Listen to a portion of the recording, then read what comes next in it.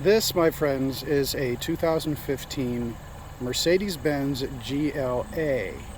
Now, when I left Mercedes-Benz, they didn't have any of these crossovers. We had the GLK, we had the GL, we had the CLA, and things like that. But these came out just the year after, 2015. And as you can see, it's a pretty little car. When I see these, I don't like them as much as the GLC. I think the GLC probably fits my body size better. I'm 6'2", 6'3" in shoes.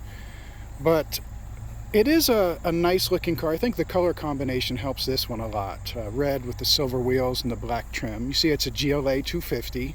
It's a 4MATIC, so it is all-wheel drive. It's got the nice wheels on it. And it's a 4-door, so you can get 4 people in it. I think in the back it's going to be kind of small. But let's take a look on the inside. This is the inside of the GLA250. You can see that they've got nice leatherette seats and nice beautiful dashboard. And we'll look at that a little closer later. It does have navigation. Now let's take a look at the back seat. Okay, with me sitting in the front seat, you're not going to have much leg room. Look at that. Maybe a child or a smaller person. You can see the person sitting on that side. Either they just put the seat back as far as they could, or it was a large person, and so no one's going to sit behind them. But it is what it is. It's a small car, and it's a nice one. Let me take you into the inside and show you some of the specialties in there. Okay, here are the controls on the door. Now, one thing you'll notice first is the lock and the unlock button. Now, this is like a picture of your seat. So this makes the back of the seat move back and forth. This go forward or backward, up and down for the bottom of your seat, and then memory controls. You usually think that you would have those on the side of your seat, but Mercedes puts them up where you can see them, and it's a little easier. It takes a while to get used to. If you do reach your hand down to where you think the controls are, there is a electronic lumbar support down there. Now, look at the dash. This is really neat. I like how they've got these vents that are here. They look like they're, you know, when you go on an airplane and you have those vents above you, or on a train, I suppose, as well.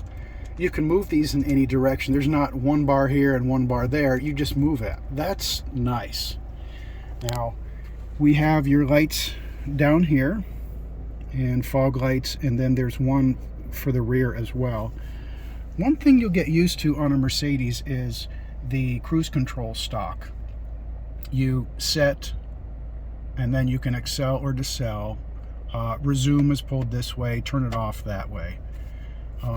Anything that is on the front of the car, in this little readout here, the front of the readout, you control with this right here.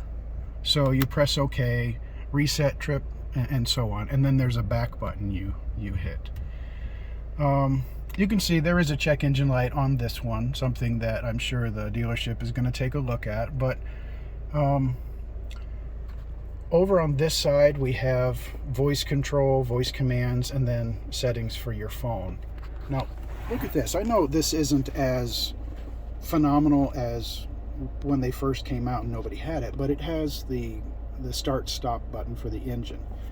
I have the key sitting down here, but I don't need to have it press it inside somewhere to turn it, because that button does everything. Then of course you have all your radio controls, etc. Phone controls here too.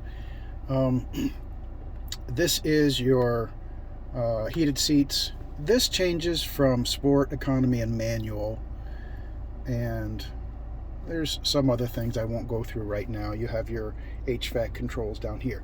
Now, one other thing I'd like to show you is this command control. This you can press down. You can move it up and back. You can turn it depending on what they're asking you to do. So up here is your navigation control, your display. And when I press the button down, it gives me some options. Now I just turn it up and down to get to different places there.